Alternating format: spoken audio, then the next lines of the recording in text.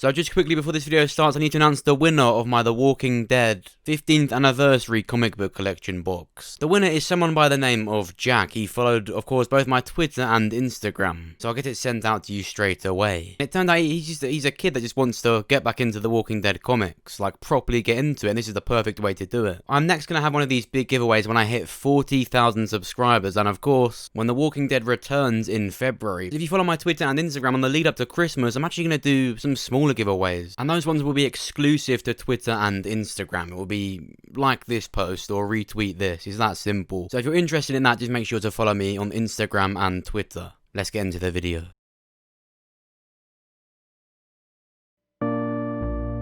Dante. I think you could be a good character. I see a lot of potential. Gabriel just needs to take some deep breaths and we can all get along. I know Gabriel being the kind, second chance giving man that he is. Dante will have his own redemption arc. Gabriel, just remember what I said. Take some deep breaths. Just slow down a bit, just take some deep breaths. Right, listen. You're scaring me. Give him a second chance. Fucking stop. Right. Bold twat. You're pushing me over the little angry Christ. Like he's auditioning for the WWE.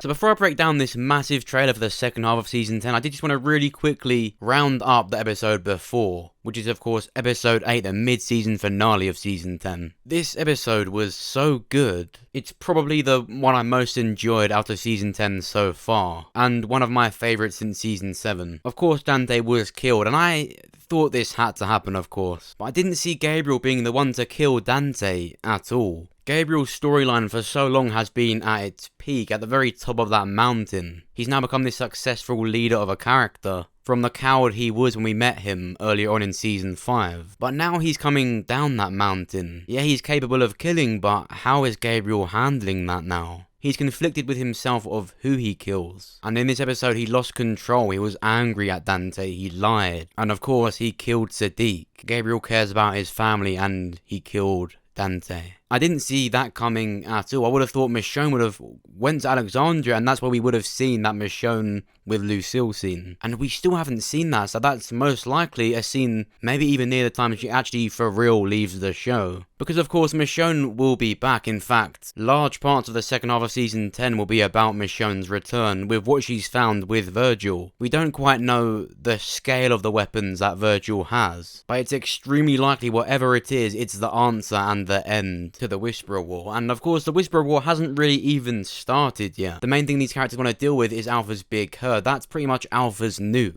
And that's why Michonne went to Virgil's island, his fort, to get whatever he has to offer to use it to end the war. And I didn't think Michonne would leave the show without seeing the real end to the Whisperers and of course the war. It would be really unlike Michonne's real character to just leave like that. Of course, even if she was taken unwillingly by the CRM to see Rick Grimes, it would just be a massive distraction if Michonne's main goal when she first sees Rick is to get back to Alexandria to protect them against the Whisperers. When Michonne makes her real exit to the show, it will be once the Whisperers have all been dealt with. And I think Michonne's main passage to leaving is of course Eugene's radio friend. I don't believe this is the Commonwealth he's talking to. Of course it happened in the comics, we're all meant to believe that, but there's already such a close connection to the Commonwealth, and the only discovery, of course I've said this in my other video before, but the only real discovery that Eugene can make is the unknown side to the CRM we haven't seen yet, that are in the CRM where Rick Grimes is. So once Eugene has that confirmation, that guarantee to Michonne that Rick is still out there, that's when Michonne will finally leave for good. There's even a shot in the trailer of her with her Season 3 look with the chained walkers behind her, which is so cool to see. That could even be her leaving Alexandria to go and look for Rick then. Of course, the last time she did that, she was without Rick. She hadn't even met him yet, so that is really likely to be her looking for him. You can't forget how secretive the CRM really are. I don't think they'd pick up Michonne by request. Eugene is most likely going to find out as much as he can and then give these tips to Michonne. I don't think it's going to be as quick to connect than Stephanie in the comics. It's going to take so much more than that. It's so much more different in the show. In fact, they're completely different. In fact, make sure you watch this video to the very end and I'll link you to another video I have where I break everything down to tell you why this isn't the Commonwealth and prove how this is the way Michonne will leave.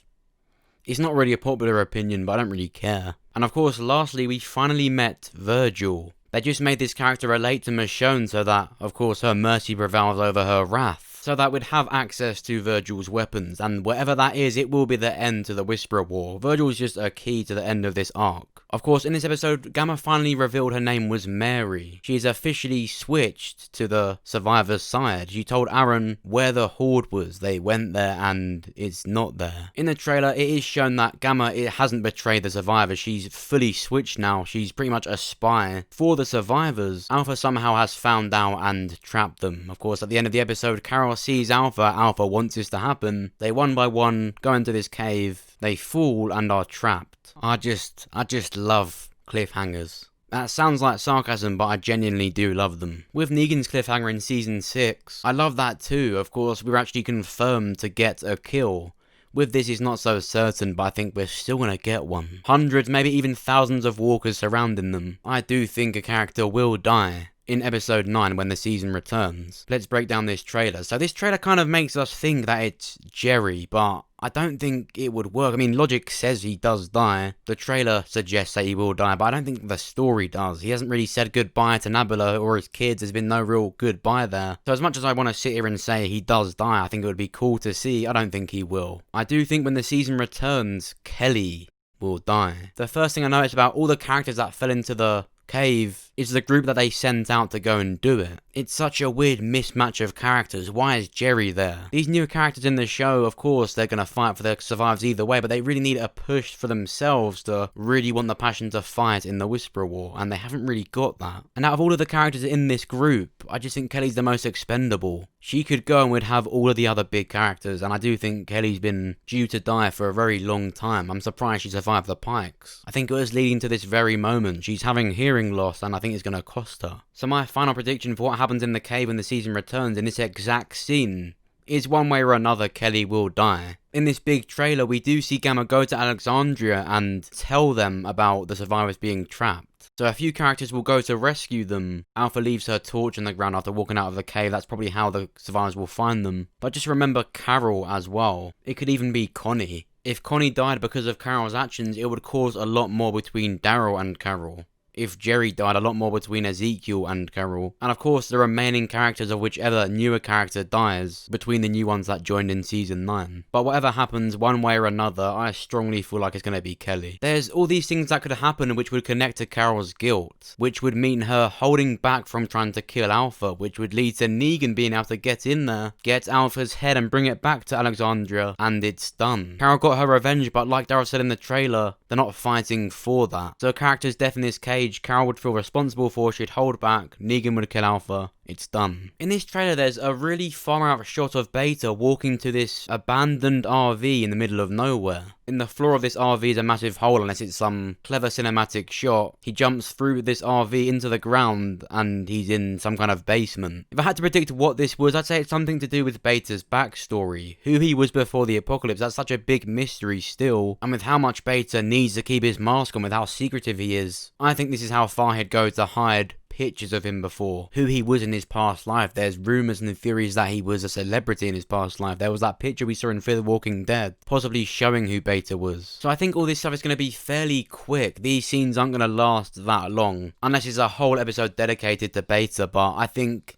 this has been said to be so much more faster paced than the first half of Season 10, so this would possibly even be before a cold open. But it's going to be some short and deep stuff to show who Beta was before the apocalypse, and most likely before he gets killed. At a council meeting at Alexandria, of course Gabriel being the leader of that, we hear Rosita saying, how do we know any of this is real? Probably talking about Gamma, who's just walked into Alexandria to supposedly warn them. Rosita's probably questioning if the survivors are trapped at all. But the next shot shows a Whisperer in Coco's room, and Rosita sees it. The way this was set up in the trailer could easily be just another vision. We saw in the previous episode, Rosita was having visions whilst attacking walkers out of frustration. It could easily be that. Or it could literally be a Whisperer killing Coco. I don't think it is. At the most, he's going to grab Coco, While we even see a shot of Rosita going to attack it. It could be a vision, it could be real, but either way, I don't think Coco's going to die. I think it's really likely Rosita will later on in the season, but not in this scene. I find it really strange how a Whisperer has managed to get into Alexandria in the first place. Never mind Coco's room. We've got a Negan on our hands playing with kids. Keep those meaty fingers holstered up when my nuts are around. Talking of Negan, in this trailer we also see Negan appear to snitch on Gamma. He's noticing that Gamma is a spy and he supposedly tells Alpha, which is really strange. It's almost like he wants the glory for himself. Of course, he's got his own plan, so it looks like he tells Alpha. But I feel like Alpha would punish Negan for even suggesting that someone who's third in command could be a spy. Alpha would probably take that as Negan suggesting that Alpha's a fool. We see in this trailer Alpha is walking Negan and he seems to be really scared, like genuinely scared. And I think he's about to undergo some punishment, mate. It's really weird. He appears to be naked in a scene. This could go one of two ways. He's genuinely about to be really badly punished for suggesting Gamma's a spy, or two, this is where Alpha sleeps with Negan. His eyes are closed and I imagine it's going to be one of those scenes where he opens his eyes and Alpha's also naked. Something weird like that happens. It looks kind of humorous. Of course, the go-to thing to think is that he's being punished, but to me, he's got to get much closer than he was in the comics with Alpha, and I think this is the perfect way to do it. It sounds funny, but I genuinely think that's going to happen. Since when has Alpha made a Whisperer go naked that we've seen just to punish them? There's a lot more to it. No person who's wanted to join the Whisperers has had such conviction. We also see this really cool shot of Aaron and so many other characters at Hilltop defending it from an oncoming herd, and this is exactly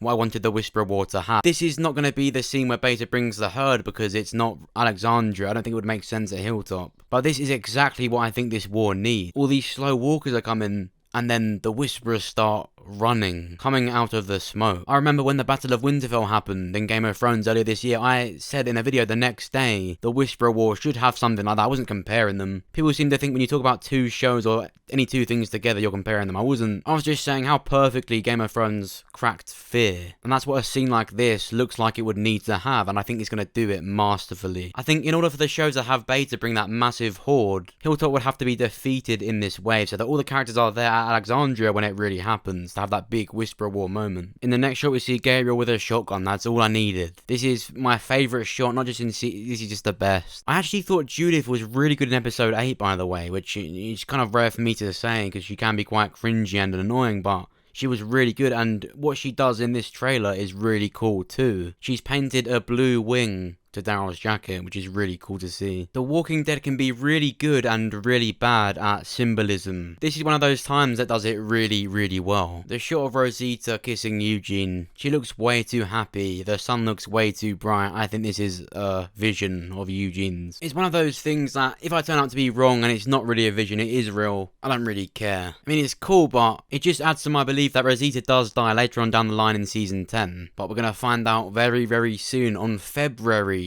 the 23rd. That's when we're also going to find out who dies in this cave. I think it's going to be Kelly, but just let me know what you think. On the top right of your screen, you want to see an eye icon, just click or tap on that and you can vote in the poll. I really feel like it's going to be Kelly, but it could easily be Connie or Jerry.